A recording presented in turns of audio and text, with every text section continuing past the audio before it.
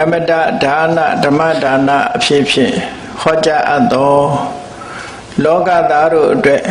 မြတ်ဗုဒ္ဓ၏ကြိုးပမ်းချက်အပိုင်းခွန်တရားဒေသနာတော်ဒီကနေ့ညတပါးတွင်ခန္ဓာကိုရှင်ဘုန်းတော်သခင်ရှင်တော်မြတ်ဖရာ၏မဟာကရုဏာကုံကိုအာယုံပြုကာတိကျုဖွဲ့ဆိုအပ်သောဝန္ဒနာပနာမအာတိတဂါထာကိုရွတ်ဆိုပူဇော်ခြင်းဖြင့်စတင်ကြရအောင်ယောကပဂောတိဟိပိအပမေယံကာလံကရွန်တောတိဒုက္ခရာတိခေရံကတောလောကဟိတယနာထောနမောမာကာရုဏိကတတတယောနာထောဝိနိယမြာစွာတတဝါဤချမ်းသာစီးပွားလိုလားတောင်းတအကုန်ပေါင်းခါသဖြင့်နာထမြညာခြင်းရှင်တော်မြတ်ဖရာသည်ကပ္ပဂောတိဟိပိဂရေကဘာအရေအတွက်သင်္ချာတို့ဖြင့်တော်လဲအဘေမေယရေအတွက်တိုင်းတာဖော်ပြခြင်းငါမစွမ်းနိုင်ပါသောကာလံလေးအသင်္ချေသိမ့်နေကဘာရှိကြသောကာလပတ်လုံးလောကဟိတယတတလောကဤအကျိုးစီးပွားအလို့ကအတိဒုက္ခရာနိဥ္စာအသက်ချေလက်အင်္ဂါမေတ္တာကြီးမှန်သမိတာနှင့်တထာဇနီစွန်ញကြီးဟုကျက်တိထဝေငါးသွဲအစုလွန်ခဲရင်တော်မူတော်ကိုကရောတော်ဘုရားဖြစ်ရန်ဤတန်ကြိုးကုတ်အာထုတော်မူရသည်ဖြစ်ပေခေရန်လက်ချေမျက်လုံးအသက်ဆုံးလျက်နှလုံးစိတ်ဝံကိုရောဤပင်မညင်းသို့ကတောဘဝတဏ္ဍာကျိန်ဖန်များစွာရောက်တော်မူခဲ့ရရှာလေပြီမဟာကရုဏီကတတတဝါများရင်ဝဲသားကဲ့သို့တနာချစ်ခင်မဟာကရုဏာရှင်ဖြစ်တော်မူသောတန်တနာထသဝိနည်းများစွာတတဝါဤချမ်းသာစီးပွားလိုလားတောင်းတအကုန်ပေါင်းခါသဖြင့်နာထမြညာထိုရှင်တော်မြတ်ဖရာအားဓမ္မောယုတိပြောင်းပြော့မံကိုလျော်၍ကရောယုကျိုးရှိခိုးခြင်းသည်အထုဘဝတုစင်စစ်မသွေဖြစ်ပါစေတည်း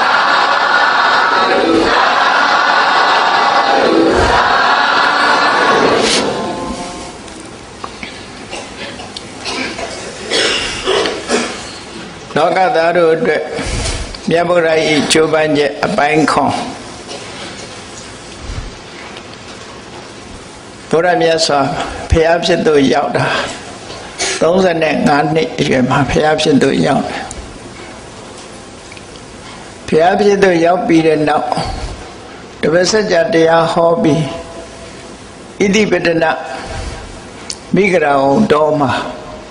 ပါရဏတိအနီးကဣတိပတနာမိဂရာဝံတော်မှာပထမဝါဆိုလို့ပါရဏတိမှာရှိကြတဲ့ကျွတ်ထိုက်တဲ့တရားဓမ္မနားလည်မဲ့ပုဂ္ဂိုလ်တွေကိုဆုံးမဩဝါဒပေးရင်တဝါနေထိုင်ရာကမြတ်စွာဘုရားအဖြစ်ဤတပည့်အဖြစ်ခံယူကြတဲ့ယဟန်တော်တွေပါ60လောက်ဖြစ်လာအဲ့ဒီနောက်မှာတရားဟောဆိုဆုံးမရမယ်ပုဂ္ဂိုလ်တွေရှိတဲ့နေရာကိုမြတ်စွာဘုရားကြွရောက်တော်မူခဲ့တယ်ဂုရုဝေလတော်ရာဇဂိုဆိုတာလို့ကြွပြီးတော့36နှစ်အရွယ်မှာဂုရုဝေလတော်ဘက်ကိုပြန်ရောက်ပြီးရာဇဂိုမြို့ပတ်ဝန်းကျင်မှာသင်းသုံးနေထိုင်အဲဒီရာဇဂိုမြို့ပတ်ဝန်းကျင်ဆိုတာဘာသာရေးနဲ့ပတ်သက်ပြီးတော့ကျင့်ကြံကြိုးကိုအားထုတ်နေကြတဲ့ပုဂ္ဂိုလ်တွေဘာသာတရားလိုက်စားတဲ့ပုဂ္ဂိုလ်တွေအယူဝါဒနဲ့ပတ်သက်ပြီးဟောပြောတဲ့ပုဂ္ဂိုလ်တွေအလွန်မှများတယ်ဒါကြောင့်အဲ့ဒီမကရာတိုင်းတစ်ခွင်မှာအမှန်တရားကိုသိရှိနားလည်အောင်ဟောပြောရင်ရနိုင်တဲ့ပုဂ္ဂိုလ်တွေအတွက်ကျိုးကျိုးပန်းပန်းနဲ့အားထုတ်လိုက်ပြီးတဲ့နောက်မှာ ခမည်းတော်မေတ္တရားကြီးရဲ့ပင်လျောက်ချက်အရာကပိလဝမြို့ကိုကြွတယ်ကပိလဝမြို့မှာတပေါင်းလာပြည့်ကျော်တရဲနေရာတွေကြွသွားပြီးကဆုံလာပြည့်နေ့မှာရောက်ပြီးနေုံလတလကန်းလောက်တရင်သုံးနေထိုင်ပြီးတဲ့အခါမှာညီတော်နန္ဒနဲ့သားတော်ရဟုတ်လားလို့သာသနာပေါင်းသွတ်သွင်းချင်းမြင့်ပြီးတဲ့နောက်မှာမြတ်စွာဘုရားကပိလဝမှာလှုပ်เสียများဆာမရှိတော့သည့်အတွက်ကြောင့်ရာဇဂုဘက်ကိုပြန်လည်ပြီးတော့ခရီးထွက်လာခဲ့တယ်ရာဇဂုသွားတဲ့လမ်းခရီးမှာမန္လတိုင်းဆိုတာရှိတယ်အဲ့ဒီမန္လတိုင်းမှာအနုပိယဆိုတဲ့ဏိကုံးရွာအနီးကတရဲ့ဥယျာဉ်ထဲမှာခိတ္တတီးခိုတရင်သုံးနေထိုင်တယ်အဲ့ဒီမှာသုတ္တရဏမင်းကြီးနဲ့ဆွေတော်မျိုးတော်တာကဝေမင်းသားတို့စကားရှိကြသည့်အတိုင်းပဲဖျားဖြစ်တဲ့အခါမှာလည်းပဲဆွေမျိုးတွေနဲ့ပဲတင်းအောင်တင့်တယ်မြတ်စွာဘုရားကိုခြံရံကြဖို့လောကီအမြင်နဲ့ကြည့်မယ်ဆိုလို့ရှိရင်အတိုင်းဝိုင်းတစ်ခုကိုထူထောင်ကြတာပေါ့အဲ့ဒါလို့ထူထောင်တဲ့အခါမှာတာဂဝေမင်းသားယဟန်တွေနဲ့ပဲမြတ်စွာဘုရားကိုဝန်းရံကြမယ်လို့ဆိုတဲ့ရည်ရွယ်ချက်နဲ့ထင်ရှားကြော်ကြားတဲ့တာဂဝေမင်းသားတွေဟာသာသနာပေါင်းဝင်ပြီးတော့ယဟန်ပြုကြတယ်အဲ့ဒါကိုစာပေကျမ်းဂန်မှာအဘိညာတာတကြ္ကြကုမာရာပပိစိတမနုပပိဇန္တိလို့စာထဲမှာအတူချုပ်မှတ်တမ်းတင်ထားတာရှိတယ်အလွန်ထင်ရှားကြော်ကြားတဲ့တာဂဝေမင်းသားတွေတော်တော်များမြတ်စွာဘုရားနောက်ကလိုက်ပြီးတော့ယဟန်ပြုကြတယ်လို့အရေးအတွက်ကိုတော့ဖော်ပြမထားဘူးသို့တော့ထောင်ကနန်းကြော်အောင်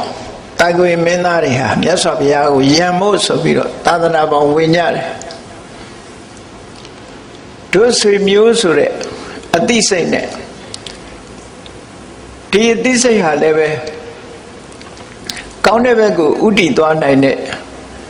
အရာဖြစ်လို့ကောင်းတဲ့ဘက်ကိုဥတည်သွားရင်အကောင်းလို့ပဲပြောရမယ်ဆွေမျိုးဆိုတဲ့အသိစိတ်နဲ့မြတ်စွာဘုရားကိုဝန်းရံကြတဲ့အခါမှာမြတ်စွာဘုရားစီကအဆုံးအမတွေရကြသည့်အတွက်တရားဓမ္မကိုသိရှိနားလည်ပြီးတော့သွားကြတယ်တော်တော်များမိသားစုတွေတဲကတာဂဝေမင်းသားတွေယဟန်ပြုတ်သွားပြီးတဲ့နောက်မှာမြတ်စွာဘုရားမန္လတိုင်းအနုပိယတရင်သုံးနေတဲ့အခိုက်မှာသုတ္တရဏနဲ့ညီရင်းဖြစ်ကြတဲ့သုတ်ကောရဏတို့တက်ကောရဏတို့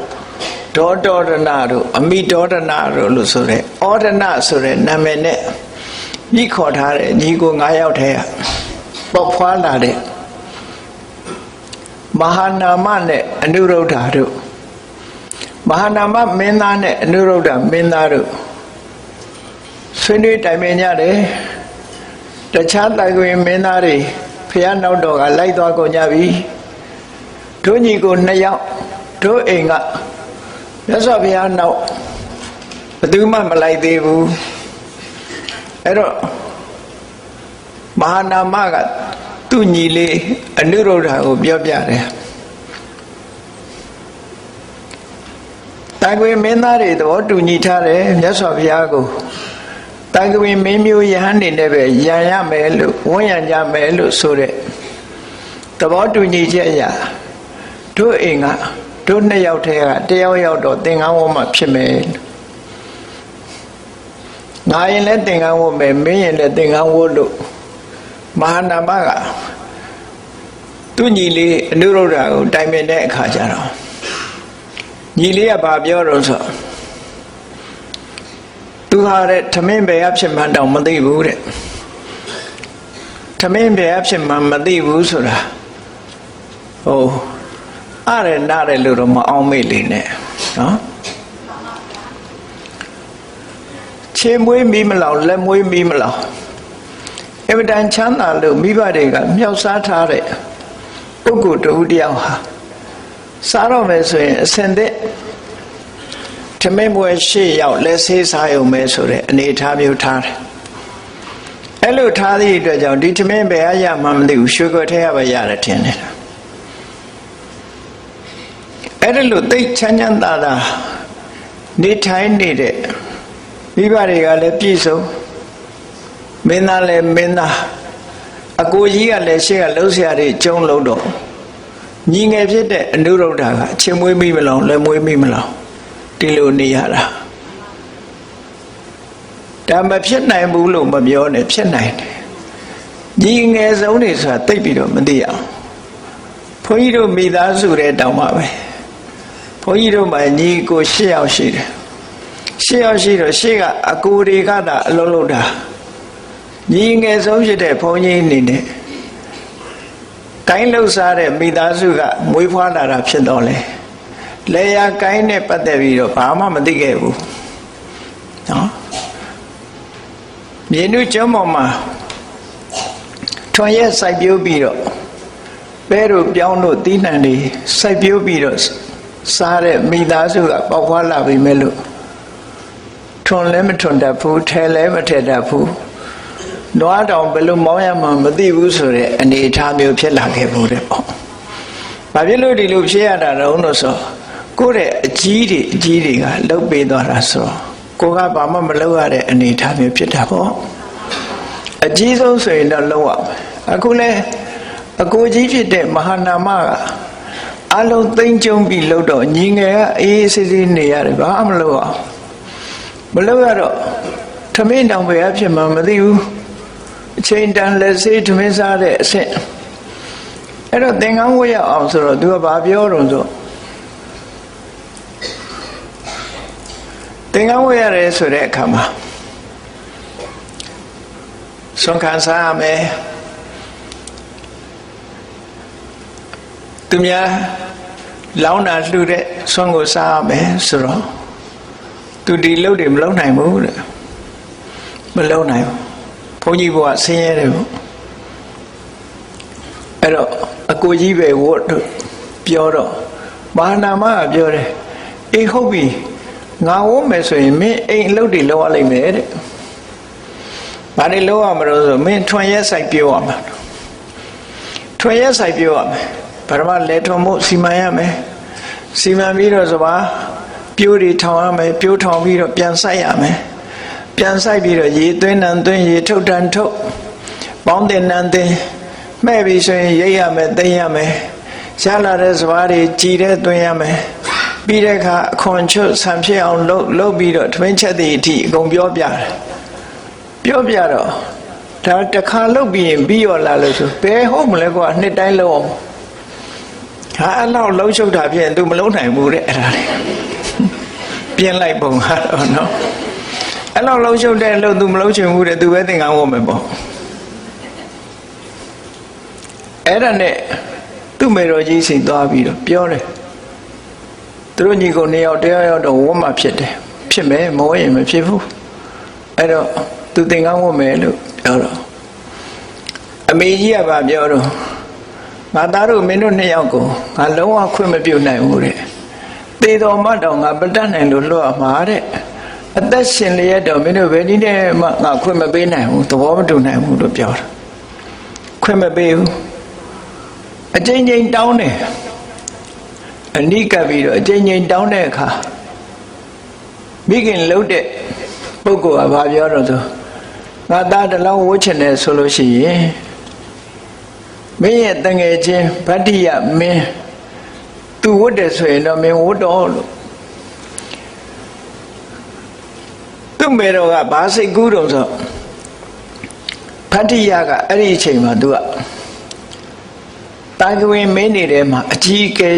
ဖြစ်နေတာကဝင်မင်းနေကအလဲ့ကျခေါင်းဆောင်တဲ့သဘောရှိတယ်ခဏရာဇာအစုလိုက်အုပ်ချုပ်ကြတယ်oligarchy system လို့ခေါ်တယ်ပေါ့လူမျိုးတွေတဲကနေပြီးတော့အုပ်ချုပ်တဲ့စနစ် တောတော်ရဏမင်းကြီးအလှဲ့ကုံသွားလို့ဗတ္တိယမင်းကတိုင်ဝေမင်းနေမှာခေါင်းဆောင်တယ်ပြောမယ်ဆိုရင်တော့တန်ထာကာရဆိုတဲ့လွတ်တော်မှာတိုင်ပင်ဆွေးနွေးပြီးအလှဲ့ကြတိုင်းပြည်ကိုအုပ်ချုပ်ကြတယ်ခေါင်းဆောင်ကြတယ်အဲ့လိုအချိန်မှာဗတ္တိယကအဲ့ဒီအချိန်မှာသူကအကြီးအကဲတိုင်ဝေမင်းနေရဲ့အကြီးအကဲအနေနဲ့သူကဥဆောင်နေတဲ့အချိန်ဘယ်နည်းနဲ့မှဗတ္တိယကသင်္ကန်းဝတ်မှာမဟုတ်ဘူးအနုရုဒ္ဓတန်ငယ်ချင်းဆိုပြီးဘယ်လိုသွားပြောသူကဘယင်လုပ်ဖို့လှဲ့ကြနေတော့သူ့လက်ဘယ်တော့မှသင်္ကန်းဝတ်ဖို့သဘောတူမှာမဟုတ်ဘူးလို့ဒီလိုတွေးမိတာနဲ့အနုရုဒ္ဓကိုပြောလိုက်တာမင်းတန်ငယ်ချင်းဗတ္တိယမင်းသင်္ကန်းဝတ်ရင်တော့မင်းဝတ်တော်လို့ပြောတာမဖြစ်နိုင်ဘူးလို့ထင်ပြီးခွင့်ပြုလိုက်တာနော်သူတို့နှစ်ယောက်ကလည်းအနုရုဒ္ဓတို့ဗတ္တိယတို့ကအမှန်တမ်းချစ်ခင်ကြတယ်ချစ်ခင်တော့အနုရုဒ္ဓကဗတ္တိယမင်းစီချင်းကပ်ပြီးတော့တကယ်ချင်းကြီးတို့သင်္ကန်းဝတ်ငါသင်္ကန်းဝတ်ဖို့အတွက်မင်းပေါ်မှာတီးနေတယ်မင်းဝတ်ရင်ငါ့ကိုဝတ်ရမယ်လို့မေတော်ကပြောတယ်အဲ့တော့ငါနဲ့တူတူသင်္ကန်းဝတ်ကြရအောင်တကယ်ချင်းဆိုတော့ဗတ္တိယမင်းကဘာပြောတော့ဆိုမင်းနဲ့ငါအတူတူဝတ်ရမယ်ဆိုရင်ငါလဲလို့ပြောပြီးတော့မှသူစကားပြန်ရုပ်တော့တာမင်းမဝတ်ပါကွာနော်စကားပြောတဲ့တည်းမင်းဝတ်မယ်ဆိုရင်ငါလဲလို့ပြောပြီးစကားမဆုံးခင်မင်းဝတ်ပါလို့အဲ့လိုပြောလိုက်တော့အနုရုဒ္ဓတကယ်ချင်းမင်းဝတ်မယ်လို့ပြောပြီးပြီဂရိသစ္စာဆိုတာတရားတယ်လူမာဂတိမင်းမှာသစ္စာတဲ့မင်းဝရင်ငါဝတ်မယ်လို့မင်းပြောချင်တာမဟုတ်လားပြောပြီးပြီဂရိမဖြတ်နဲ့လို့အတင်းချက်ပြောတဲ့အခါကျတော့ဗတ္တိယကဟုတ်တယ်ကွာငါစကားနည်းနည်းကြုံသွားတယ်အဲ့တော့မင်း9နှစ်တော့ဆိုင်အောင်လို့ပြောတယ်မဆိုင်နိုင်ဘူးတဲ့9နှစ်ကြာတယ်ဒါဖြင့်9လဆိုင်9လလည်းကြာသေးတယ်ဆိုပြီးနောက်ဆုံးမှာ9ရက်တော့စောင့်လို့ဆို9ရက်ဆိုရင်တော့စောင့်ရမယ်ဆိုအဲ့ဒါလို့နဲ့အနုရုဒ္ဓတို့ဗတ္တိယတို့အာနန္ဒာတို့ကိမိလဘဂုဒေဝဒတ္တဆိုပြီးတော့တိုင်ကဝေမင်းသား6ယောက်ဟာအတူတူမြတ်စွာဘုရားသရင်သုံးတဲ့မန္လာတိုင်းအနုပိယမန္လာတိုင်းမှာရှိတဲ့အနုပိယတရဥယျာဉ်တို့ဘုရားရှိရာနောက်ကိုလိုက်သွားကြပြီးတော့သင်္ကန်းဝတ်ကြတာလို့သူပြောတာနော်မင်းသား6ယောက်သူတို့နိုင်ငံကထွက်သွားတဲ့အခါမှာသူတို့ရဲ့အဆောင်အချမ်းရ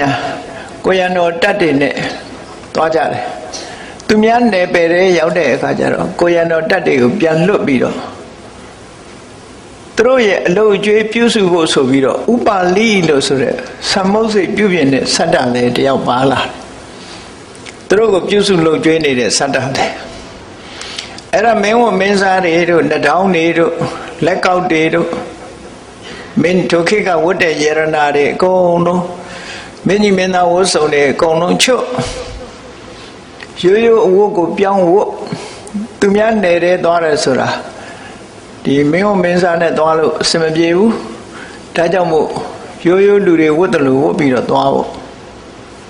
စိန်ရွှေယေရနာတွေဝတ်လာတာတွေအကုန်လုံးချွတ်ပြီးထုတ်ပြီးတော့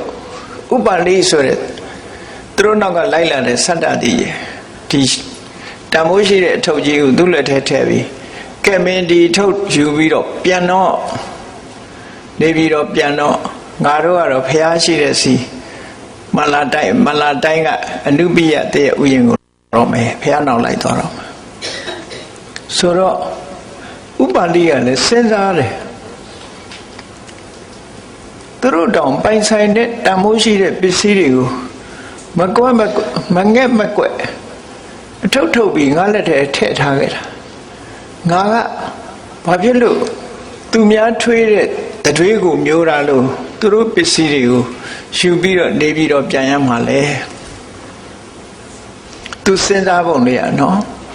သူတို့တောင်ပြစ်နိုင်သေးတာငါဘာလို့မပြစ်နိုင်ငါဘဝမှာဘယ်တော့မှယရနာဝတ်ဆင်ခဲ့တာမဟုတ်ဘူးဒီတန်ဖိုးရှိတဲ့ယရနာတွေငါလက်ထက်ထားအန္တရာယ်ကြီးတိုင်းပြည်ပြန်သွားလို့ရှိရင်လည်းငါပေါ်မှာအထင်လွဲလိမ့်မယ်ဒီဥပါလိဆိုတဲ့လူကတာဂဝေမင်းသား6ယောက်တပ်ဖြတ်ပြီးယရနာတွေလူယူပြီးပြန်လာတယ်ဆိုပြီးတော့သူ့တပ်ပြစ်မှသူကြောက်ရတယ်ပေါ့မင်းနေဆိုတာမထင်သလိုလှုပ်တတ်တယ်စန္ဒာခောတာကိယတာဂဝေနေက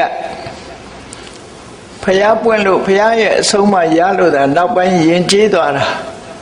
မာမနတအားကြီးပြီးတော့စိတ်ဓာတ်ကကြမ်းကြတယ်တဲ့စိတ်ဓာတ်ကကြမ်းတယ်ဒါကြောင့်ဟိုတာဂဝေနေဟာကြမ်းတဲ့မာမနအလွန်ကြီးတယ်မထင်သလိုလှုပ်တတ်တယ်အဲ့တော့ငါပြန်သွားလို့မတော်ဘူးဒီထုတ်ကြီးယူခြင်းတဲ့လူယူဆိုပြီးတော့တစ်ပင်မှာချိတ်ဆွဲပြီးမင်းသားတွေနောက်ကလိုက်သွားခေါ်ရောက်တော့မင်းသားတွေကဟာဘာလို့လိုက်လာတော့ဆိုသူတွေးမိတဲ့အကြောင်းတွေပြောပြတော့မင်းသားတွေကဘာမှမပြောဘူးသူ့ကိုခေါ်သွားကြမြတ်စွာဘုရားနဲ့တွေ့တဲ့အခါကျတော့မင်းသားတွေကပြောတယ်မြတ်စွာဘုရားကိုလျှောက်ကြတယ်တပည့်တော်တို့တာဂဝေမျိုးတွေဆိုတာမာမနအလွန်ကြီးတယ်ဒီဥပါလိသတ္တသည်တပည့်တော်တို့ယရနာတွေကိုယူသွားပြီးတော့နေပြီးတော့ပြန်မယ်ဆိုရင်သူ့တပ်ပြစ်ကောင်းတပ်ပြစ်လိမ့်မယ်အဲ့ဒါကြောင့်မလို့ဥပါလိလိုက်လာတာတော့ကောင်းတယ်တပည့်တော်တို့မာမနတွေအမြဲတမ်းကြီးတာဟုတ်တယ်ဒီမာမနတွေချိုးနေမှဖြစ်မယ်ဒါကြောင့်တပည့်တော်တို့ရဲ့အရင်ဥပါလိကိုသင်္ကန်းဝတ်ပေးပါဖျားတပည့်တော်တို့သူ့ကိုရိုသေလေးစားသမှုပြုပြီးတော့မှကိုမာနကိုချပြီးတော့မှသင်္ကန်းဝတ်ပါမယ်လို့ဟောတာဂဝေမင်းသားတွေဟာမာနကိုချဖို့အတွက်သူတို့ရဲ့အစေပါဖြစ်တဲ့ဥပါလိသတ္တတိကိုအရင်ဝတ်ခိုင်းလိုက်ဥပါလိသင်္ကန်းဝတ်ပြီးတဲ့အခါမှာလူအကြောင်းအနေနဲ့သူတို့က respect ပေးပြီးအယုဒိပေးပြီးတဲ့အခါမှာနောက်မှသင်္ကန်းဝတ်ကြတယ်တဲ့အဲ့ဒီသင်္ကန်းဝတ်တဲ့တာဂဝေမင်းသား6ယောက်ကဗတ္တိယရဲ့အနုရုဒ္ဓရဲ့အာနန္ဒာရဲ့ခိမိလရဲ့ဘကုရဲ့ထေဝဒတ္တရဲ့ဒီ6ယောက်အတူတူကသင်္ကန်းဝတ်ပြီးတော့မြတ်စွာဘုရားနောက်ကလိုက်သွားကြတယ်မြတ်စွာဘုရားကအနုပိယမှာသူတို့ကိုသင်္ကန်းဝတ်ပေးပြီးရာဇဂိုဘက်ဆက်ပြီးတော့ခရီးထွက်သွားရာဇဂိုရောက်တဲ့အခါကျတော့ဝေလူဝန်ကျောင်းတော်ကြီးမှာသတင်းသုံးတယ်ပေါ့အဲဒီသတင်းသုံးတဲ့အခါမှာမြတ်စွာဘုရားစီကကမ္မထာယူပြီးတော့တာဂဝေမင်းသားတွေကိုမြတ်စွာဘုရားကဆုံးမဩဝါဒပေးလို့ကမ္မထာကျင့်ဖို့နီလန်းနေဆုံးမတဲ့အခါမှာဗတ္တိယဆိုတာသူကဉာဏ်အထက်ဆုံးမင်းလည်းမင်းဆိုရသော်ဘုရားစီကကမ္မထာရပြီးတော့တရားအထုတ်လိုက်တာမကြာခင်မှာပဲသူကယန္တာဖြစ်သွားတယ်ဒုတိယအနုရုဒ္ဓကတော့သမထကျင့်စဉ်တစ်ခုအောင်မြင်ပေါက်ရောက်ပြီးတော့ဒိဗ္ဗစက္ခုအရာမှာထူးချွန်တဲ့ပုဂ္ဂိုလ်ဖြစ်ပြီးတထိုင်နဲ့စัจ java လာ1000ကိုကြည့်နိုင်တဲ့ဒိဗ္ဗစက္ခုအဘိညာဉ်စွမ်းအားကိုရရှိသွားတယ်အာနန္ဒာကတော့ကပိလုပြည်သားရှင်ကုဏ္ဏညာကြီးရဲ့တူတော်တဲ့ရှင်ပုံနာဆိုတာရှိတယ်အဲ့ဒီရှင်ပုံနာစီကတရားဓမ္မကိုနာယူပြီးတော့သောတာပန်ဖြစ်သွားတယ်အဲ့ဒီဝါတွင်မှာဘဂုရုခိမိလတို့ကလည်းယဟန္တာဖြစ်ကြတယ်ဒေဝဒတ္တကတော့ပုရုဇဉ်ဘဝနဲ့ပဲ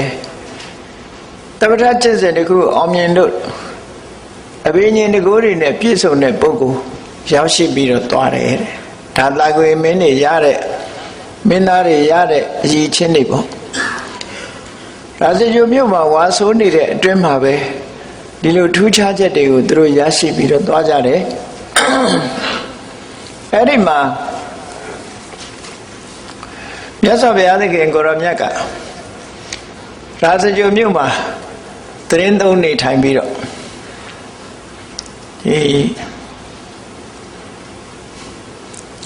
တရားဓမ္မလှိလိဟောပြောလို့တရားရဲ့အကျိုးကိုသယ်ပိုးလို့သီတင်းသုံးနေထိုင်တဲ့အခါမှာရာဇဂြိုဟ်မြို့ပတ်ဝန်းကျင်မှာရှိကြတယ်ထူးခြားတဲ့အသိဉာဏ်ရှိတဲ့ပုဂ္ဂိုလ်တွေတစားနဲ့တစားမြတ်စွာဘုရားရဲ့တပည့်တော်ဝကအဖြစ်ခံယူကြပြီးတရားဓုတရားမြတ်တွေကိုရကြတယ်တဲ့အဲ့ဒါလို့ရာဇဂြိုဟ်မြို့မှာမြတ်စွာဘုရားသီတင်းသုံးနေတဲ့အချိန်ရဟန်းတော်တွေဟာထိုတို့သစ်ပင်တို့သစ်ပင်ခေါင်းတွေတို့လှိုင်ကူတွေတို့တောချုံတွေတို့ကောက်ရိုးပုံတွေလှိုင်လောက်ထားတဲ့ကောက်ရိုးပုံတွေတို့လေတဲတွေတို့အဲ့ဒါလိုနေရာအနှံ့ပြားသီတင်းသုံးနေထိုင်ကြတယ်ကျောင်းကန်ဆောက်ဦးဆိုတာဝေလူဥယျာဉ်ထဲမှာဘယင်နေဖို့ဆောက်ထားတဲ့စံနန်းအဲ့ဒါကလွဲလို့ဥယျာဉ်ထဲမှာဒါသီတင်းသုံးကြရတယ်အဆောက်ဦးဆိုတာဟောဒီဘက်တိမရှိဘူးပေါ့နာနေမိုးတော့လင်းရောက်ပြီးဆွမ်းခံချိန်ကြလာပြီဆိုတဲ့အချိန်မှာတို့သစ်ပင်အောက်ကတို့ခြုံအောက်ကတို့လှိုင်ကူတဲကတို့ရဟန်းတော်တွေကထွက်လာကြတယ်ရာဇဂြိုဟ်မြို့အပြင်မဲ့ထွက်ပြီးတော့လမ်းလျှောက်တဲ့ရာဇဂြိုဟ်တတိကမြို့ပြင်ထွက်လမ်းလျှောက်တဲ့အခါမှာရဟန်းတန်ဃာတွေသုတ်တန်တွေကထွက်လာတဲ့ကိုရောလှိုင်ကူတွေကထွက်လာတဲ့ကိုရောသစ်ပင်အောက်ကထွက်လာတဲ့ကိုရောခြုံညာတွေကထွက်လာတဲ့ကိုရောတွေမနေ့စောစောမှာဒီလိုတပါးစီဟိုဟာဒီကထွက်လာတာတွေကိုသူမြင်တယ်မြင်တဲ့အခါမှာတရားစိတ်ပေါက်လာတယ်ဒီကိုရောတွေနေစရာအဆောက်အဦမရှိဘူးအဆောက်အဦဆောက်ပေးရင်သူတို့နေကြမလားငါမေးဦးမယ်ဆိုပြီးအနည်းတို့ကြွလာတဲ့ယဟန်တစ်ပါးကိုချင့်ကပ်ပြီးတော့မေးတယ်ရှင်ဘုရားတို့တပည့်တော်ကျောင်းဆောက်ပေးမယ်နေကြမလားဆောက်ဦးဆောက်ပေးမယ်ဆိုတော့အမြဲတမ်းရိုးသားတယ်ယဟန်တော်တွေကတို့ကိုမြတ်စွာဘုရားကကျောင်းနဲ့နေရမယ်လို့ဒီလိုတိတိလင်းလင်းခွင့်ပြုထားတာမရှိဘူးကျောင်းကိုအလှခံနိုင်တယ်လို့ခွင့်ပြုထားတာမရှိဘူးအဲ့တော့ဒီကိစ္စဘုရားကိုလျှောက်ပြီးတော့မှအကြောင်းပြန်မှမယ်လို့ပြောလိုက်တော့ရာဇဂြိုဟ်တထေးရလည်းတရားတရားပေါက်ပြီးရှင်ဘုရားတို့ဘုရားကိုမေးပါမေးပြီးတော့ခွင့်ပြုတယ်ဆိုရင်သူ့ကိုပြန်ပြောပါလို့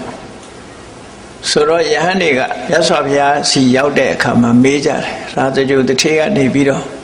ခုလိုကျောင်းဆောက်ပေးမယ်ဆိုတဲ့အကြောင်းကိုလျှောက်ထားတော့မြတ်စွာဘုရားခွင့်ပြုလိုက်တယ်ထိုခေတ်မှာပေါ်တဲ့အဆောက်အဦတွေနှစ်ဖက်မိုးတဲ့အဆောက်အဦတစ်ဖက်မိုးတဲ့အဆောက်အဦပြတ်သက်နော်တိုက်အိမ်လှိုင်ကူဆိုတာလို့လူတွေနေလို့ရတဲ့အဆောက်အဦမျိုးတွေဘယ်အဆောက်အဦပဲလှနေထိုင်ခွင့်ပြုတယ်လို့မြတ်စွာဘုရားစီကသဘောတူညီချက်ရတော့မှရာဇဂြိုဟ်တထေးကြီးကိုပြန်ပြီးတော့ပြောတဲ့အခါမှာအဲ့တထေးကြီးကတနေ့တည်းပဲကျောင်းပေါင်းအလုံး60တပြိုင်တည်းဆောက်ပေးတယ်အဲ့ဒါလို့တပြိုင်တည်းဆောက်ပေးပြီးကျောင်းနေပြီးတဲ့အခါကျတော့မြတ်စွာဘုရားစီသွားပြီးတပည့်တော်တဲ့နတ်ပြည်ရောက်ခြင်းလို့ကုသိုလ်လိုခြင်းလို့ကျောင်းပေါင်း60ဆောက်လုပ်ပြီးပါပြီတဲ့ဘာဆက်လုပ်ရမလဲလို့မေးတော့မြတ်စွာဘုရားကအရာလေးမျက်နှာမှာကြွလာတဲ့တန်ဃာတွေကိုလှူလိုက်ပါလို့ဒီလိုလမ်းညွန်လို့တန်ခိကရေစက်ချပြီးတော့လှူထမ်းလိုက်တယ်လို့ဆိုတာရှိတယ်ပေါ့အဲ့ဒီကနေစပြီးတော့ကျောင်းအဆောက်အဦတွေဆောက်လို့လှူဒန်းကြသည့်အတွက်ကြောင့်တန်ဃာတွေဟာအဆောက်အဦနဲ့နေလာကြတယ်အရင်တော့ကတော့အဆောက်အဦနဲ့နေကြတယ်လို့မရှိဘူးရဟန်းတွေမှာမြတ်စွာဘုရားကိုယ်တိုင်က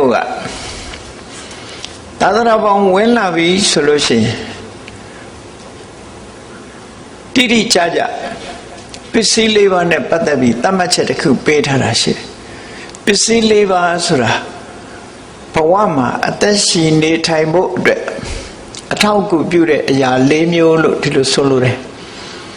လူတွေမှာလည်းပစ္စည်း၄ပါးပဲယဟန်တွေမှာလည်းပစ္စည်း၄ပါးပဲမတူဘူးသို့သောရပုံရနည်းကမတူဘူးလို့ပြောရမှာပစ္စည်း၄ပါးဆိုတာတခြားမဟုတ်ဘူးစားစရာရယ်ဝတ်စရာရယ်နေစရာရယ်မကြမ်းမမာရင်ဆေးဝါးဒီလေးခုကိုခေါ်တာပဲလူတွေမှာလည်းစားစရာလည်းရှိရတယ်ဝတ်စရာလည်းရှိရတယ်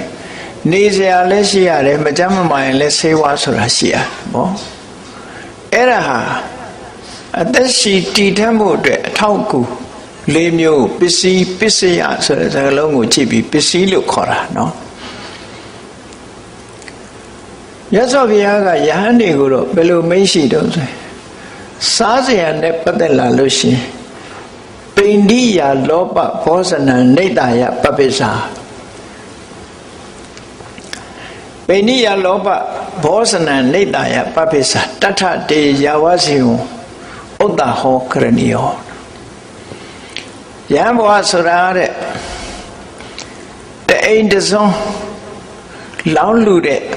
အာဟာရတွေကိုစုဆောင်းပြီးတော့ယူရတဲ့ဆွမ်းမျိုးကိုအမိပြုပြီးတော့နေရမယ်ဒါယဟန်ဘဝရဲ့စားစရာဟာဘာလို့ဆိုဆွမ်းခံရလို့ဆွမ်းခံလို့ရတဲ့ဆွမ်းလို့ဒီလိုဆိုလိုတာနော်ပိဋိယလောဘဘောဇနာပိဋိယဆိုတာအတိပ္ပယ်တစ်မျိုးဖွင့်မိမယ်လို့ဆိုလိုတာကပိဋိယဆိုတာဟိုအိမ်ကတစုံထည့်လိုက်ဟိုအိမ်ကဟင်းလေးတစ်ခွက်ထည့်လိုက်ဒီအိမ်ကဟင်းလေးတစ်ခွက်ထည့်လိုက်တယ်တပိတ်ထဲမှာပေါင်းစုပြီးတော့ရောက်လာတဲ့အာဟာရတွေအာလောပနော်စားရမြူရတဲ့အာဟာရအဲ့ဒီအာဟာရတွေပေါ်မှာအမိပြုပြီးတော့ယဟန်ဘဝဆိုတာခွင့်ပြုတာဒါကြောင့်မို့ယဟန်ဖြစ်လာလို့ရှင်ဆွမ်းခံလို့ရတဲ့တိမ်တစင်းစုပေါင်းပြီးတော့လောင်းလူထားတဲ့အစာအာဟာရပေါ်မှာမိရမယ်လို့အဲ့ဒီမိပြီးအသက်ရှင်တည်နေရမယ်လို့မြတ်စွာဘုရားကဟောတာလူတွေကြတော့ထမင်းစားဖို့အတွက်ကိုယ့်အိမ်ကိုချက်စားသို့မဟုတ်ချက်ပြုတ်ကောင်းတဲ့စားတော့ဆိုင်တို့ကနေပြီးဝယ်ပြီးစားကြတယ်ပေါ့စားတော့စားတာပါပဲယဟန်နေကြတော့အဲ့လိုအသက်မွေးမှုမျိုးမဟုတ်ဘူးပိဋိယလောဘဘောဇနာဆိုတာပေါ်မှာမိပြီးအသက်မွေးရမယ်လို့သို့တော်တရားဓမ္မတွေကလှူမယ်တမ်းမယ်ဆိုလို့ရှိရင်လေအလှူတန်းကျွေးမွေးတာကိုလေဖုံးပေးခွင့်ရှိတယ်လို့ဒီကနေ့ယဟန်ခံမှုတဲ့ပုဂ္ဂိုလ်တိုင်းလည်းပဲဒါကြားဘူးပါလိမ့်မယ်တိမ်ထဲကမထွက်ခင်ဒီစကားအမြဲတမ်းပြောနေရတာခဏအထိပြောရတယ်တဲ့နော်ဒါကစားစရာနဲ့ပတ်သက်တာဝတ်စရာနဲ့ပတ်သက်လာလို့ရှိရင်လေမြတ်စွာဘုရားကယဟန်တော်တွေကိုပန္တုကုလစီဝရံနေတ္တယပပိစ္ဆာပန္တုကုလဆိုတာပန္တုဆိုတာမြေမုတ်မြေမုံနေမြေကြီးတွေကုလဆိုတာမြေမုံနေအဆုံးစုံတက်နေတယ်သို့မဟုတ်မြေမုံနေလူးကြံနေတယ်တနည်းအားဖြင့်လူသေးကောင်းတွေကိုရစ်ပတ်ပြီးတော့ပြစ်ထားတဲ့အဝတ်တွေအမိုက်ပုံထဲမှာပြစ်ထားတဲ့အဝတ်တွေမလို့ခြင်းလို့မဝတ်ခြင်းတော့လို့ပြစ်ထားတဲ့အဝတ်တွေအဲ့ဒါတွေကိုကောက်ယူဖို့လျှော်ချုပ်ဆိုးပြီးဝတ်တဲ့သင်္ကန်းမျိုးကိုပန္တုကုလစီဝရပန္တုကုသင်္ကန်းလို့ဒီလိုခေါ်တယ်အဲ့တော့ဘယ်သူမှဒုက္ခမပေးရတဲ့စနစ်ကိုမြတ်စွာဘုရားတည်ထင်ထားတာယဟန်ဘောဆိုတာပန္တုကုသင်္ကန်းနဲ့အထောက်ရမယ်လို့ပန္တုကုသင်္ကန်းဝတ်ယုံပြီးတော့နေနိုင်ရမယ်လို့တရားဓမ္မတွေကလှူလို့ရှိရင်လည်းလှူတဲ့သင်္ကန်းဝတ်ယုံခွင့်ရှိပါတယ်လို့ဒါကဝတ်စရာနဲ့ပတ်သက်တာအဲ့တော့ယဟန်တန်ဃာတွေဘယ်လောက်များများတရားဓမ္မတွေပေါ်မှာဝန်ထုတ်ဝန်ပိုးမတက်စေရဝန်ထုတ်ဝန်ပိုးမတက်စေရမလို့ခြင်းလို့ပြစ်ထားတဲ့အဝတ်တွေနဲ့ပဲလုံလောက်တယ်လို့ဒီလိုဆိုလိုတာပေါ့နော်နောက်တစ်ခုကျတော့နေစရာ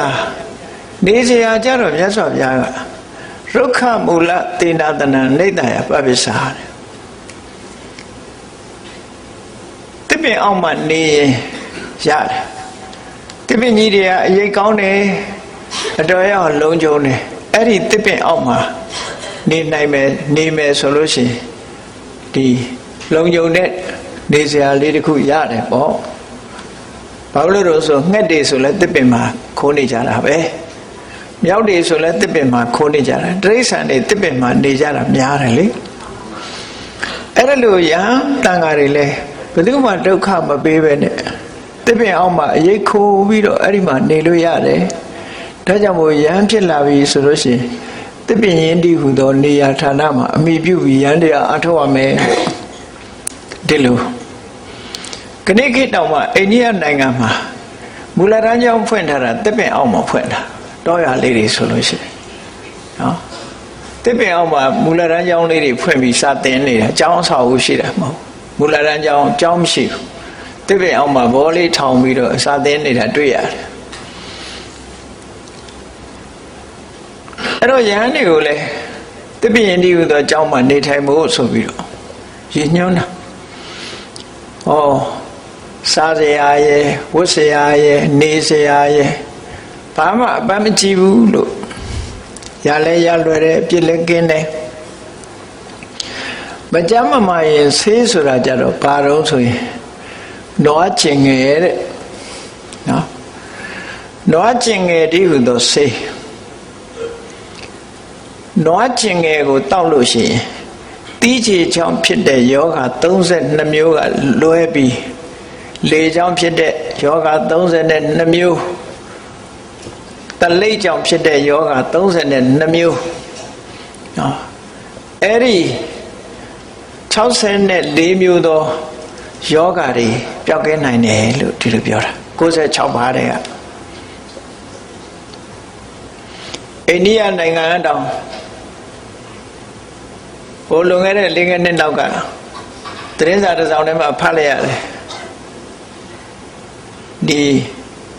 ယူရိန်လို့ခေါ်တဲ့အဲ့ဒီနွားကျင်ငယ်တွေကိုအနန္တတွေပြောက်အောင်ဖန်တီးပြီးတော့ပလင်းနဲ့ထည့်ပြီးတော့နိုင်ငံခြားမှာ export လုပ်မလို့ကြားသေးတယ်အာယုဝေဒဆေးနီးအရနွားကျင်ငယ်ဟာအစွမ်းတတ္တိရှိတယ်ပေါ့ယောဂပြောက်အောင်ကုဖို့ဗမာပြည်မှာလည်းပဲအခုတောက်နေတဲ့ပုဂ္ဂိုလ်တွေရှိတယ် AIDS ယောဂတော့ပြောက်တယ်လို့ပြောတာပဲအနံ့ကတော့ပြင်းတယ်ဖျားဆေးဆိုတဲ့နာမည်နဲ့တောက်နေကြတာတွေရှိတယ်ပေါ့စင်အိုးကြီးတွေတဲထားစိတ်ဝင်စားရင်တော့စမ်းကြည့်ပေါ့ဘုန်းကြီးတို့တော့အနံ့မခံနိုင်တာနဲ့မစမ်းရဘူးဖြစ်နေတချို့လူတွေကဆေးပြားရိုက်ပြီးတော့တောင်မှနွားကျင်ငယ်ဆေးပြားရိုက်ပြီးတော့ထုတ်နေတာတောင်ရှိတယ်နွားကျင်ငယ်ဆေးအာယုဝေဒဆေးချမ်းမှာတီးချေကြောင့်ဖြစ်တဲ့ယောဂလွဲရင်ကျန်တဲ့ယောဂတွေအကုန်ပြောက်တယ်လို့ဒီလိုဆိုထားတာမြတ်စွာဘုရားကယောဂဝေဒနာဖြစ်လာပြီဆိုလို့ရှိရင်ဆေးဆရာနဲ့တွေ့ဖို့ဒါတွေကလွယ်တဲ့ကိစ္စမဟုတ်ဘူးတမားတော်တွေနဲ့ဆေးဆရာတွေတွေ့ဖို့ဆိုတာအခါကျင်းငွေလည်းပေးရမယ်နော်ခါကျင်းငွေလည်းပေးရမယ်အဲ့တော့ဆေးဆရာနဲ့တွေ့ဖို့ခါကျင်းငွေပေးဖို့ဆိုတာတွေကရဟန်းတော်တွေအတွက်အခက်ခဲတယ်ဒါကြောင့်မို့လို့ဆေးဆရာနဲ့လည်းတွေ့ဖို့မလိုဘူးဘာယောဂဆိုတာလည်းသိဖို့မလိုဘူးဘာယောဂဖြစ်ဖြစ်ဘယ်နဲ့ချမ်းသွားပြီးတော့တောင်းအလွယ်တကူရနိုင်တဲ့နွားကျင်ငယ်သာတောက်တဲ့ယောဂဝေဒနာမှန်သမျှပျောက်တယ်ဆိုပြီးပုတိမုဒ္ဒဘေသစ္ဆာနိဒာယပပိစ္ဆာဆိုပြီးနွားကျင်ငယ်ဆေးကိုခွင့်ပြုခဲ့တာဖြစ်တယ်ယောမင်းကြီးဥဖိုးလိုင်ရေးတဲ့ဥရုဘောဇနသင်္ဃဟကျမ်းဆိုတာရှိတယ်မင်းတို့မင်းလက်ထက်တော့အဲ့ဒီဥရုဘောဇနသင်္ဃဟကျမ်းထဲမှာနွားကျင်ငယ်ဟာစွမ်းတတိထက်တဲ့အကြောင်းကိုရေးထားပြီးတော့တီးချေကြောင့်ဖြစ်တဲ့ယောဂ32မျိုးကလွဲရင်ကုန်ပြောက်ပါတယ်တဲ့တီးချေကြောင့်ဖြစ်တဲ့ယောဂပျောက်ဖို့အတွက်ဘာလို့ရမလို့ဆိုအဲ့ဒီထဲမှာ ဖန်ကားသည်တို့ဇီးပြူသည်တို့ချက်စုသည်တို့စိန်လိုက်မယ်ဆိုရင်ဇီးပြူဖန်ကားကတိကျကြောင့်ဖြစ်တဲ့ယောဂါကိုကုတဲ့နေရာမှာအစွမ်းထက်တယ်အဲ့တော့နွားကျင်ငယ်နဲ့ဇီးပြူသည်တို့နွားကျင်ငယ်နဲ့ဖန်ကားသည်စိန်လိုက်မယ်ဆိုလို့ရှိရင်တော့တတ္တိနှမျိုးရသွားပြီယောဂါဟုသမျှ96ပါးသောယောဂါဟုသမျှ96ပါးရဲ့အပြင်တော့မပါဘူးနော်96ပါးဆိုတာဒီကြေကြောင့်ဖြစ်တာ32မျိုးတလိပ်ကြောင့်ဖြစ်တာ32မျိုးလေးကြောင့်ဖြစ်တာ32မျိုးအဲ့ဒါကို96ပါးလို့ခေါ်တာခဏတည်တဲ့ထဲရေးသေးလားမသိဘူး96ပါးသောယောဂဝေဒနာကြောင့်အနိစ္စရောက်သွားလဲဆိုတော့နာရေးကြော်ညာမှာရှိတော့အဲ့လိုရေးလေးရှိတယ်အခုတော့ယောဂဥယျာတိုးနေတော့အဲ့လိုမရေးတော့ဘူးဓမ္မရဲ့ကြာတာအဲ့ဒီအာယုဝေဒစေပညာအရာမှာနွားကျင်ငယ်ရဲ့အစွမ်းတတ္တိတွေကိုဖော်ပြထားတာရှိလို့ရဟန်းတော်တွေပဲဆေးဆရာနဲ့မှသွားတွေ့စရာမလိုဘူးယောဂဝေဒနာတွေပျောက်ကင်းနိုင်တယ်ဆိုပြီးမြတ်စွာဘုရားမကြမ်းမမဖြစ်ရင်နွားကျင်ငယ်ဆေးကိုမှီဝဲပြီးတော့တရားထုတ်နိုင်တယ်လို့ဒီလိုပြောတာအဲ့တော့စားစရာလည်းအဆင်ပြေတယ်ဝတ်စရာလည်းအဆင်ပြေတယ်နေစရာလည်းအဆင်ပြေတယ်နွားကျင်ငယ်တောက်ပြီးတော့ယောဂဝေဒနာလည်းပြောင်းနိုင်တယ်လို့ဆိုတော့ရဟန်းတော်တွေမှာတရားထုတ်ဖို့အချိန်တွေရတယ်လို့မြတ်စွာဘုရားဒီလိုခွင့်ပြုခဲ့တာနော်အဲ့တော့မြတ်စွာဘုရားရဲ့တပိဿဝကတွေအကြောင်းပြုပြီးတော့စိဘဥစ္စာရှာဖွေနေကြတဲ့လူလူတွေပေါ်မှာဝန်တို့ဝန်ဖို့တက်တာမရှိဘူးပေါ့ဒါတော့မှမြန်မာနိုင်ငံလွတ်လပ်ရေးတိုက်ပွဲဝင်နေခေတ်တုန်းကအဲ့ဒီတုန်းကနိုင်ငံရေးသမားတွေပြောတာကြားဘူးတယ်ဘုန်းကြီးတို့ငယ်ငယ်တော့လွတ်လပ်ရေးတိုက်ပွဲဝင်မှုအတွက်လိုအပ်တယ်ဗမာပြည်မှာဘုန်းကြီးတွေတသိန်းလောက်ရှိနေတယ်အဲ့ဒီတသိန်းလောက်ကိုကျွေးနေရတာဝန်တို့ဝန်ပိုးကြီးဖြစ်နေတယ်လို့ဒီလိုတွတ်တဲ့လူဟာရှိသေးတယ်နော်တွတ်တဲ့လူဟာရှိသေးတယ်အဲ့တော့မြတ်စွာဘုရားကတော့ဘယ်သူမှဝန်တို့ဝန်ပိုးမဖြစ်တဲ့အဖွဲ့အစည်းတရဖြစ်အောင်စီမံဆောင်ရွက်ထားတာပါအဲ့တော့ယဟန်နေအတွက်တင်အဆင်ပြေတာလားလို့ဆိုမဟုတ်ဘူးတအိမ်တစွန်းဆိုတာဘယ်အိမ်ပြောဖြစ်ဖြစ်ပိုးနေမှာပဲတစွန်းမကပါဘူးထမင်းချက်ရင်တိတိကျကျချက်တာမှမဟုတ်တာအိမ်တိုင်းဟာအပိုးအကျန်းဆိုတာတွေကရှိတယ်အဲ့ဒီပိုးတဲ့ထမင်းဟင်းနေတန်ဃာတွေကိုလောင်းလူလိုက်ကြတဲ့အခါမှာတစ်ဖက်ကကုသိုလ်တွေလည်းဖြစ်ကြတယ်ဒါနကောင်းမှုလုပ်ပြီးသားလည်းဖြစ်တယ်ဒါနကောင်းမှုလုပ်ရသည့်အတွက်ကြောင့်တန်တရားမှာလည်းဒါနအကျိုးကိုခံစားကြရဆိုတော့ယဟန်တော်တွေအတွက်လည်းစာဝတ်နေရေးပြေလဲတယ်တရားဓမ္မတွေအတွက်လည်းပဲကုသိုလ်ရတယ်ဆိုတဲ့ဒီအကျိုးနှစ်မဲ့ကိုကြည့်ပြီးမြတ်စွာဘုရားလောကသားတို့အတွက်ဒါကိုချမှတ်ပေးထားတာဒီလိုဆိုလိုတာဝန်တို့ဝန်မိုးဖြစ်အောင်မလုပ်ဘူးမြတ်စွာဘုရားဘယ်သူ့ဥမှာနော်အဲ့တော့အဲ့လိုရဟန်းတန်ဃာတွေဟာတန်လဟုကဝုဒ္ဓိပေါ့ပါအသက်မွေးကြတဲ့အနေအထားမျိုးမှာတဖြည်းဖြည်းတရားတရားဖြစ်ပေါ်လာတဲ့ပုဂ္ဂိုလ်တွေထဲမှာရာဇဂိုတထေးကစပြီးတော့အဆောက်အဦတစ်ခုဆောက်လှူလိုက်တာသူဆောက်တာကိုနမူနာယူပြီးတော့ဟိုလူကဆောက်ဒီလူကဆောက်နေဆိုရင်ကျောင်းဆောက်လှူတဲ့လူတွေအများကြီးဖြစ်လာတယ်နောက်ပိုင်းကျတော့အဲ့လိုရာဇဂိုပြည်ဒုတိယဝါမြတ်စွာဘုရားဒုတိယဝါကတ်တဲ့အခါမှာခုလိုရာဇဂိုတထေးကကျောင်းဆောက်လှူတာဆိုတာဖြစ်ပေါ်လာခဲ့တယ်ပေါ့အဲ့ဒါလို့ခွင့်ပြုတဲ့နေရာမှာလည်းပဲတထေးကြီးလည်းကုသိုလ်ရပါစေယဟန်တွေလည်းအစာအုပ်ထဲမှာလုံလုံခြုံခြုံနေပြီးတော့တရားကျင့်ခွင့်ပို့ရပါစေဆိုတဲ့အနေနဲ့မြတ်စွာဘုရားကကျောင်းကိုခွင့်ပြုလိုက်တာခွင့်ပြုတဲ့အခါမှာလည်းပဲမှန်ကန်တဲ့ရည်ရွယ်ချက်နဲ့ပဲခွင့်ပြုတယ်ဘုရားကျောင်းထဲမှာနေရင်အပူဒဏ်ကာကွယ်ဖို့နေပါတယ်အေးဒဏ်ကာကွယ်ဖို့နေပါတယ်မဲ့ချင်စားတဲ့တရားတွေဘေးရန်ကနေလွတ်ကင်းဖို့နေပါတယ်နောက်ဆုံးမှာဥရုဘေးရန်ကာကွယ်ဖို့နေပါတယ်တရားဓမ္မအထုတ်တဲ့အခါမှာ အနေရကင်းကင်းနဲ့တီတီငြိမ်ငြိမ်နဲ့အေးချမ်းချမ်းအထုတ်နိုင်ဖို့အတွက်ဒီကြောင်းနဲ့နေပါတယ်လို့ဒီလိုနှလုံးသွင်းပြီးနေဖို့မြတ်စွာဘုရားကဆုံးမဩဝါဒပေးတယ်ဆုံးဆိုလဲဒီလိုပဲဆုံးမဩဝါဒပေးတာဒီဆုံးကိုစားခြင်းဖြင့်ဝေဒနာအသစ်တွေမဖြစ်စေရဘူးဝေဒနာအဟောင်းတွေလည်းပျောက်စေရမယ်ဘဝမှာမြတ်မြတ်တရနဲ့အသက်ရှင်မှုအတွက်လည်းဖြစ်စေရမယ်လို့ပြောဖို့ပါဖို့စားတာမဟုတ်ဘူးခန္ဓာကိုယ်တည်တတ်မှုစားတယ်လို့ဒီလိုနှလုံးသွင်းခိုင်းတယ်ဆင်ញင်ခိုင်းတယ်အခုခေတ်တော့ဒီရွယ်ချက်တွေပို့ပြီးတော့လာတယ်လို့ပြောရမယ်စားတယ်ဆိုတာဘာလို့စားတာတော့ကြိုက်လို့စားတာခုခေတ်ကျတော့ကြိုက်လို့စားတာတဲ့တယ်မတဲ့တယ်ကြိုက်ရင်စားမယ်ပြီးတော့မှဆေးတောက်မှာအဲ့လိုယူစားနဲ့ကြိုက်လို့စားတာကျမ်းမာအောင်စားတာမဟုတ်ဘူးအသက်ရှည်ဖို့စားတာမဟုတ်ဘူးသက်ရှည်ခြင်းရွှေမရှိခြင်းနေဝါဝစားသေးပဲဆိုလူဟာရှိသေးတယ်သက်ရှည်ဖို့စားတာမဟုတ်ဘူးသူကအရသာခံဖို့စားတယ်ဆိုတဲ့အဓိပ္ပာယ်ရောက်တယ်အဲ့ဒါမတည့်ပါဘူးဆိုတော့မှပိုကြိုက်တယ်အချိုးရှောင်ရပြီဆိုရင်အချိုးမနေနိုင်ဘူးစားတယ်အဝတ်စားနဲ့ပတ်သက်ပြီးတော့လေမြတ်စွာဘုရားယဟန်တွေကိုဆင်ញင်မှုဆုံးမဩဝါဒပေးတယ်အေးကာဝယ်ဖို့အပူကာဝယ်ဖို့မချင်စားတဲ့တရားတွေကြိုက်တာကာကွယ်ဖို့နောက်ဆုံးမှာအဝတ်မို့ပဲနေရင်မတင့်တယ်ဘူးရှက်เสียဖြစ်လိမ့်မယ်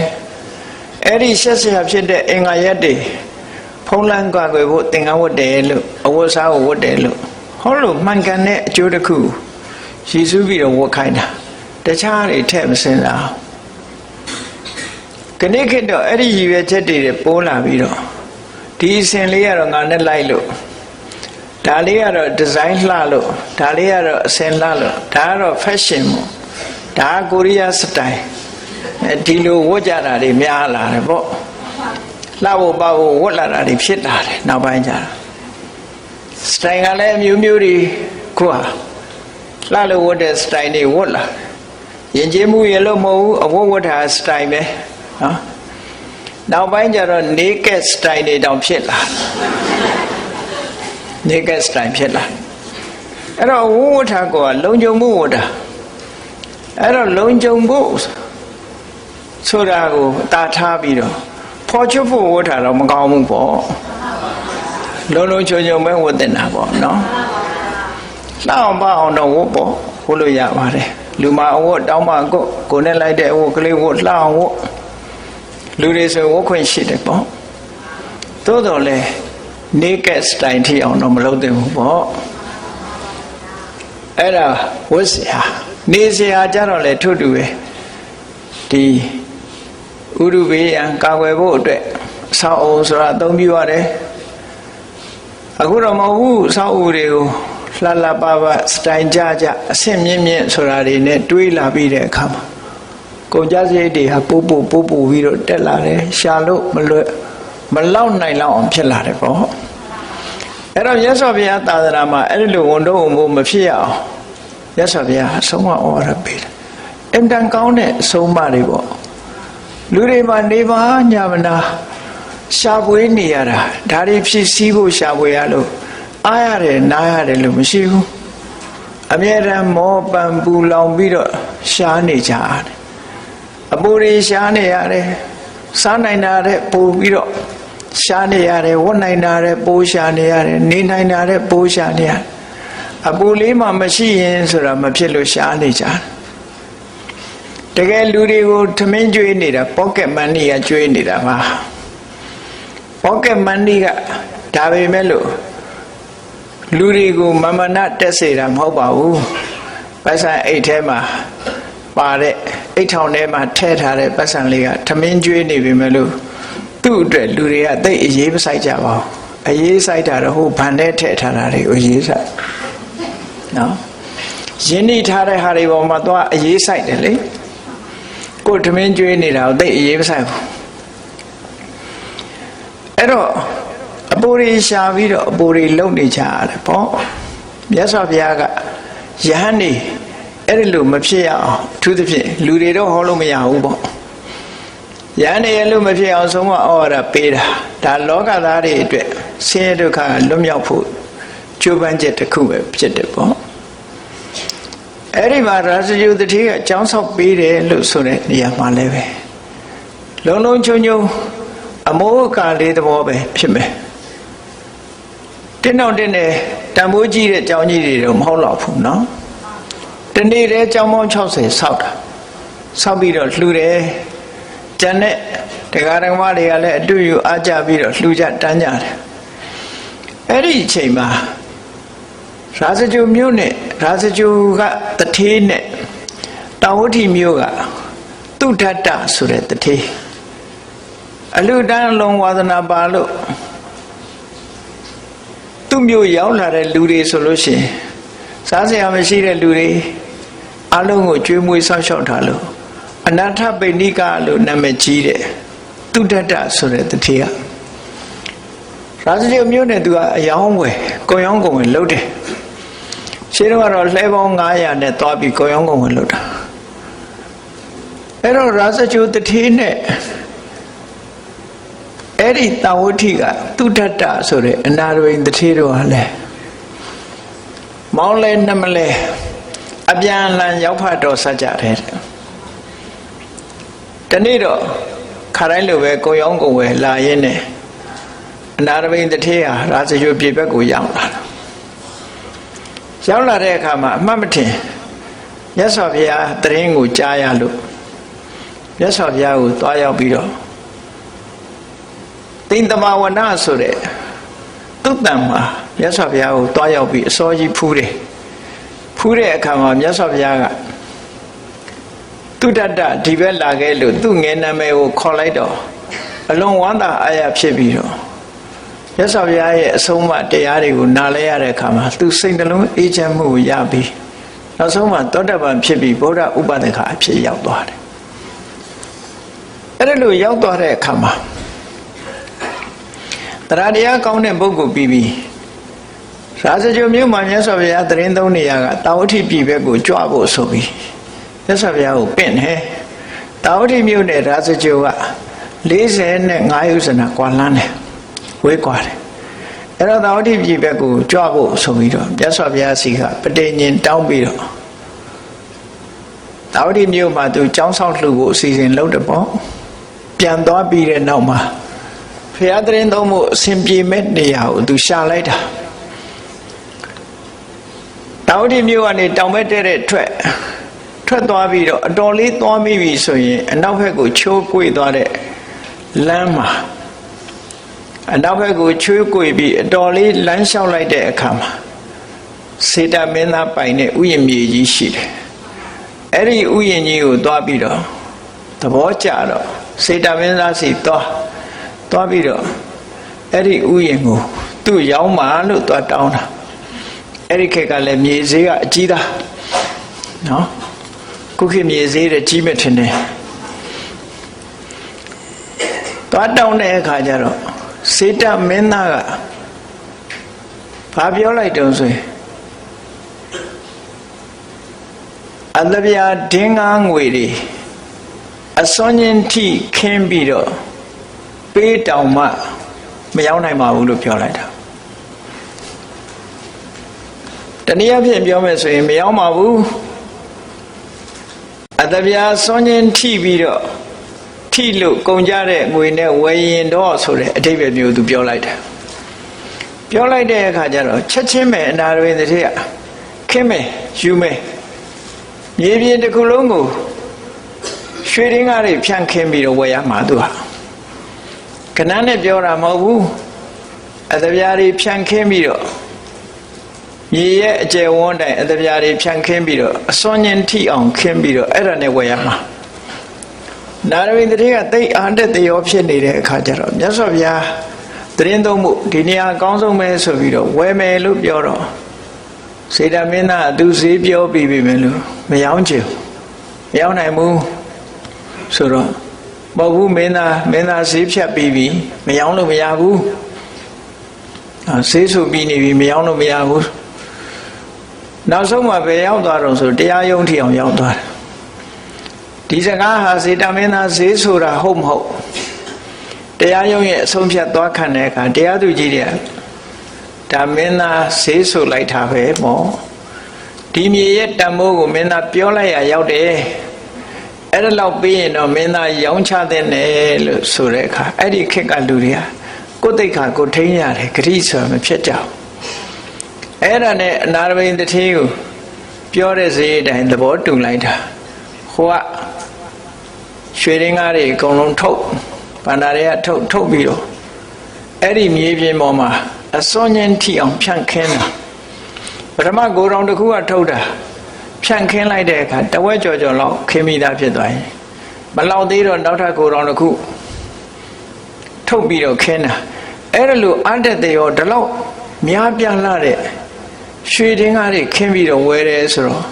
စေတမင်းသားကြည်ရင်လန့်လာတယ်အော်လာတယ်ဘာကြောင့်မြတ်သူဒီလောက်စွန့်လွတ်တာတော့လောကလူတွေဟာပစ္စည်းဥသာရှားနေကြတာစွန့်လွတ်ဖို့ဆိုတာအမှန်တမ်းခဲနေတာဟုတ်ဒီလောက်ရွှေတင်းကားတွေဘာကြောင့်စွန့်တာလဲဘာကြောင့်စွန့်နိုင်တာလဲလို့သူစဉ်းစားလို့မရတော့အော်ဒီအလုပ်ဟာအမှန်တမ်းမြင့်မြတ်တဲ့အလုပ်ဖြစ်လို့သူစွန့်လွတ်တာပဲဖြစ်မယ်ဆိုပြီးနောက်ဆုံးမှာမောဥနာရောက်တဲ့မြေကွက်အဲ့ဒီရောက်တဲ့အခါကျတော့ကိုယ်တော်နှလုံးကနေထုတ်လိုက်ပြီးခင်းလိုက်တာအဲ့ဒီနေရာလေးမှာနည်းနည်းကျန်းနေတယ်ကျန်းနေတော့စေတမင်းသားပြောတယ်ဒါလေးတော့ခြံလိုက်ပါတော့သူကုသိုလ်ဖြစ်ပေးပါမယ်ပေါ့နောက်တစ်ခါတစ်ပင်နေဝိုင်းပြီးတော့တနေရာမှာခင်းရတယ်တစ်ပင်ရှိရင်တစ်ပင်နေရာပေတိုင်းလက်မတိုင်းပြီးတော့တခြားနေရာမှာခင်းပြီးတော့အဲ့ဒီတံမိုးဖြတ်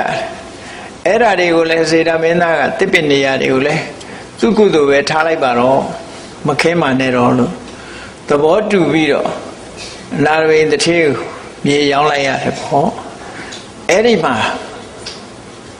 စာပေကျမ်းကမှာဆိုကြတယ်လေအမြဲတမ်းတာဝတိယံဝိဟရတိစေတဝနေနာထပေနိကတအာရမေအဲ့လိုရေးတဲ့အခါမြန်မာစာမှာဘယ်လိုရေးတော့ဆိုရင်တာဝတိမြို့စေရဝံကျောင်းအနာရဝိန်တထေးဤအနာရဝိန်တထေးဤအယံဖြစ်သောစေရဝံကျောင်း၌လို့ဆိုတော့တချို့လူကဘယ်လိုသဘောပေါက်တုံးဆိုလို့ရှိရင်အနာရဝိန်တထေးမှာဒါအယံကျောင်းလားမူလကျောင်းကဘယ်မှာရှိသေးတယ်လို့ပြောတဲ့လူဟာရှိသေးတယ်တကယ်ကတော့စေတဝနဆိုတာဥယျာဉ်ရဲ့နာမည်အဲ့ဒါကိုအနာရဝိန်တထေးကဝယ်ယူလိုက်တဲ့အခါကျတော့အနာရဝိန်တထေးပိုင်တဲ့အယံဖြစ်သွားတယ်သူလူတဲ့အယံဖြစ်တာမို့မူလနာမည်ကစေတဝနနောက်ထပ်နာမည်ကအနာထပိဏိကအာရမလို့ဒီလိုဆိုလိုတာပေါ့နော်အဲ့တော့ဒီစေရဝံကျောင်းကြီးကိုဆောက်လုပ်ပြီးတော့ဖျားမှုရှိတဲ့တန်ဃာတွေကိုပင့်တယ်နာရဝိန်တထေးကအလွန်တရာတရားကောင်းတဲ့ပုဂ္ဂိုလ်ဆိုတော့မြတ်စွာဘုရားကြွလာမဲ့ဒီစေရာဇကြိုကနေပြီးတော့တာဝတိပြေထိအောင်45ယူဇနာရှိတယ်တယူဇနာမှာသူ့တငယ်ချင်းတွေစီတောင်းဆိုပြီးတော့ဖျားအတွက်တဲချောင်းတွေတဆောင်း45ဆောင်ဆောက်ထားတယ်ဆောက်ထားပြီးတော့မြတ်စွာဘုရားကြွလာတဲ့အခါဒါတွေနဲ့ဘုရားတက်တာတဲခိုနားနေပြီးတော့မှတာဝတိပြည်ပဲကြွဖို့ပေါ့အဲ့ဒါလို့မြတ်စွာဘုရားအတွက်အဝိဓမ္မအတ္တတရောအနာရဝိန်တထေးကြီးဟာအခုလိုစေတော်အကြောင်းကြီးကိုဆောက်လုပ်ပြီးတော့ဘုရားလည်းကြွလာတဲ့အခါမှာတပည့်တော်ဒီစေတော်အကြောင်းကြီးကိုဆောက်လုပ်ပြီးပါပြီ။ဘာဆက်လုပ်ရမလဲလျှောက်တော့မြတ်စွာဘုရားကစတုဒ္ဓိတာတန်ဃာအရာ၄မျက်နှာမှာတည်းသုံးတဲ့တန်ဃာတွေကိုရည်စူးပြီးလှူလိုက်ပါလို့အဲ့ဒါစေတော်အကြောင်းကြီးဖြစ်ပေါ်လာတဲ့အနေထားမြတ်စွာဘုရားလည်းတာဝတိမြို့ကိုကြွသွားတာအဲ့တော့တာဝတိမြို့သူမြို့သားတွေဟာဘုရားကြွလာလို့တရားဓမ္မနာရတဲ့အခါမှာဓမ္မအတိဓမ္မဉာဏ်တွေကိုရရှိကြတယ်ဒါကြောင့်မလို့တာဝတိမြို့မှာဆိုလို့ရှိရင်လူကြီး9 ဂရေရှိတဲ့ထဲမှာ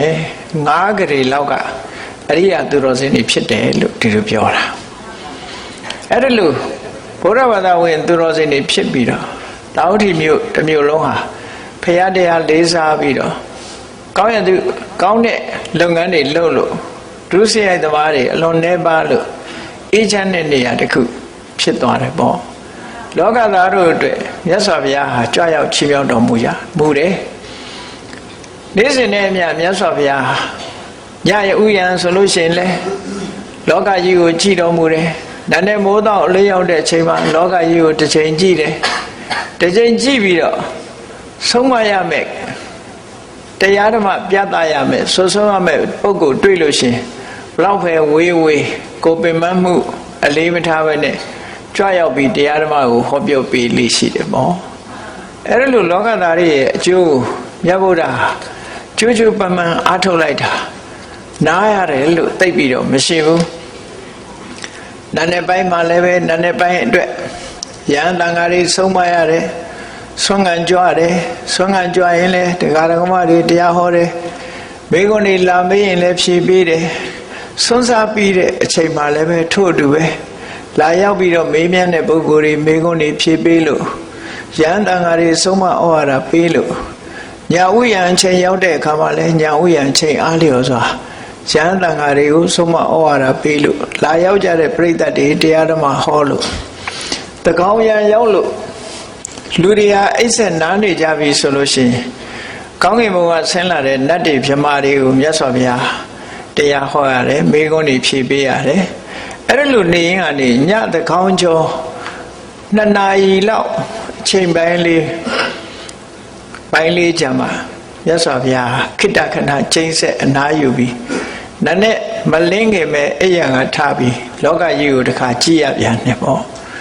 အဲ့တော့ကဘာမှာအလုံးလုံးဆုံးပုဂ္ဂိုလ်သူ့ရဲ့ဒီနေ့စဉ်အလုတ်အချိန်စရာကိုကြည့်လိုက်မယ်ဆိုရင်အမြဲတမ်းပြည့်နေတာမြတ်စွာဘုရားဟာအလုံးလုံးတယ်လို့ဒီလိုပြောခဏမြတ်စွာဘုရားကိုမှီအောင်အလုံးလုံးနိုင်တဲ့ပုဂ္ဂိုလ်တယောက်မှမရှိဘူးအေးလူတွေကတော့ထင်ကြမယ်မြတ်စွာဘုရားဟာအစွမ်းတကူရှိလို့တကူနဲ့လုံနေတယ်လို့ဒီလိုထင်ကြမှာမဟုတ်ဘူးလူသားတယောက်အနေနဲ့အလုံးလို့ရတဲ့အချိန်ကြီးဟာအမှန်တမ်းများတယ်ဒီလှုပ်တာလောကသားတွေအတွက်မြတ်စွာဘုရားကြိုးပမ်းအထောက်မှုပဲဖြစ်တယ်ပေါ့နားနေခြင်းမရှိဘူးကြိုးစားအထောက်တယ်နားရတဲ့အချိန်လေးဟာညတကောင်ကြော်ပြီးတဲ့အချိန်2 နာရီလောက်ပဲအနားယူရတယ်ကြံတဲ့အချိန်ကြီးအလုံးအလုံးလုံးနေတာအေးတာဝတိပြည်ပဲကြွပြီးတော့မြတ်စွာဘုရားဟာတာဝတိပြည်မှာဝါဆိုခြင်းမပြုဘဲနဲ့ရာဇဂိုဘက်ကိုပြန်ပြီးတော့ကြွလာတယ်ရာဇဂိုမြို့မှာမြတ်စွာဘုရားဟာဒုတိယဝါလဲရာဇဂိုမြို့မှာပဲဆိုတယ်တတိယဝါလဲရာဇဂိုမြို့မှာပဲဆိုတယ်စတုထမြောက်ဝါလဲပဲရာဇဂိုမြို့မှာပဲဆိုတယ်ဆိုဖျားဖြစ်တယ်မြတ်စွာဘုရားဖျားဖြစ်သူရောက်တာ35နှစ်မြောက်မှာဖြစ်တယ်ဖျားဖြစ်ပြီးတဲ့နောက်ပထမဝါကဣတိပတနာမှာဝါဆိုတယ်ဒုတိယဝါကရာဇဂိုမှာဝါဆိုတယ်တတိယဝါလည်းရာဇဂိုမှာဝါဆိုတယ်စတုထမှာလည်းပဲရာဇဂိုမှာဝါဆိုတယ်ဆိုတော့မြတ်စွာဘုရားရဲ့တတ်တော်ဟာ39နှစ်လောက်ရောက်လာပြီပေါ့အဲ့ဒီအနေအထားမျိုးရောက်ပြီးတရားဝါတွေကိုဆုံးမဩဝါဒပေးလို့တရားဓမ္မတွေလှိလိဟောပြောခြင်းဖြင့်မြတ်ဗုဒ္ဓဟာလောကသားတို့အတွက်ကြိုးပမ်းအထောက်တော်မူခဲ့တဲ့ဆိုတာကိုသိရှိကြီးညိုကြပြီးတရားချစ်ခင်သူတော်စင်ပြိဿပေါင်းတို့မြတ်ဗုဒ္ဓ၏ကြီးညိုပွဲရာအကြောင်းအရာများကိုမှတ်သားနိုင်ယူကြပြီးတဲ့အခါမှာဗုဒ္ဓနုဒတိဘာဝနာဖြင့်မြတ်ဗုဒ္ဓကိုအတူယူအားကြလို့အလုတ်ကြိုးစားအများကောင်းကျိုးအတွက်ဆောင်ရွက်ခဲ့တယ်လို့တို့လည်းတတ်နိုင်သမျှအများကောင်းကျိုးဆောင်ရွက်ကြမယ်လို့ကိုယ်စီစိတ်ထားပြီးကြိုးစားအားထုတ်နိုင်ကြပါစေကုန်သတည်း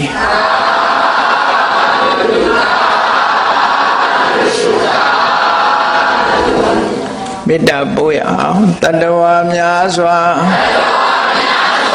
ဖေးရန်กว่าချမ်းသာကြပါစေတတ္တဝါများစွာဖေးရန်กว่าချမ်းသာကြပါစေမေတ္တာရည်ချမ်း သုံးငါဖြံငြိမ်းချမ်းကြပါစေမေတ္တာရေချမ်းသုံးငါဖြံ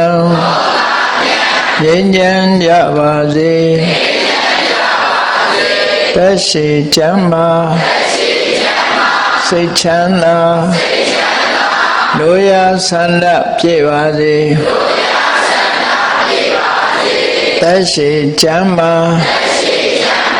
စိတ်ချမ်းသာလိုရာဆန္ဒပြည့်ပါစေဖုံလန္တာဒုက္ခပင်ကစားမေတ္တာပုံနေတုသင်္ကမမနောတရတိတဝေတံဘဝယန္တုဒုက္ခနက